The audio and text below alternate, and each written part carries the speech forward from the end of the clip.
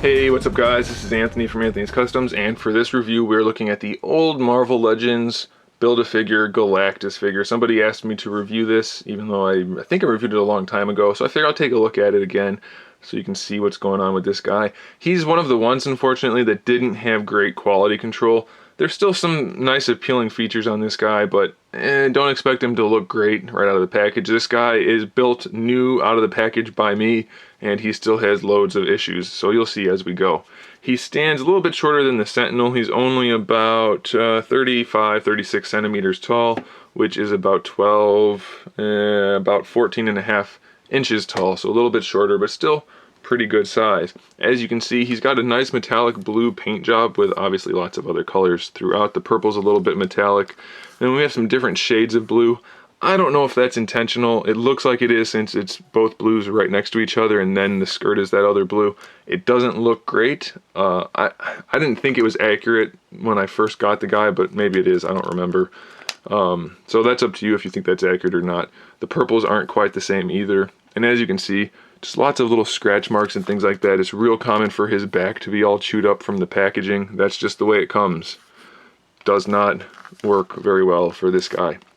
Best part about this guy is the face and head sculpt. I absolutely love it. The paint job is really good on the face. The eyes are painted really nicely in there. I absolutely love the head sculpt and paint job on this guy's head. Really, really good. As far as articulation goes, we have a hinge and then a peg swivel right there. So not quite as much of the range of motion as the Sentinel, but since we have that hinge, it's a little more functional, technically speaking. Range of motion this way is good, but you can't like lean his head side to side, which I do prefer that. Standard ball hinge shoulder, pretty good range of motion there. Bicep swivel, double jointed elbow, still pretty limited. You get a wrist swivel underneath the cuff of the glove, a wrist hinge, and then a finger hinge, so you can have open hand or closed hand. Same thing on this side, slightly different sculpt for the fingers though. For the upper torso diaphragm joint, it's one of those sliding joints, which is such a bad design. I don't know why they ever made those, but that's what it is. I would tend to just leave it in place and try to not let it bounce back into where it wants to go, but it always wants to go back to some other position, unfortunately. So that's not really very good. As far as I can tell, there's no waist swivel. I haven't been able to free it up. If it does exist, it's frozen completely. He technically has T-jointed ball hinge hips, but the skirt makes them unusable completely. There's a thigh swivel in there, so I guess you can technically use that.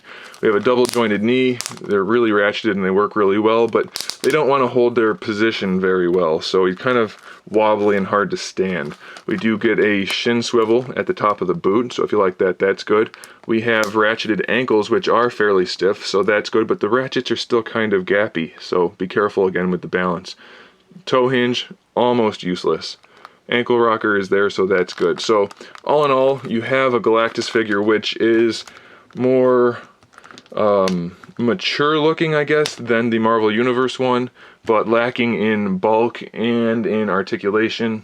I mean, the Universe one doesn't have that either, but it's at least bulkier.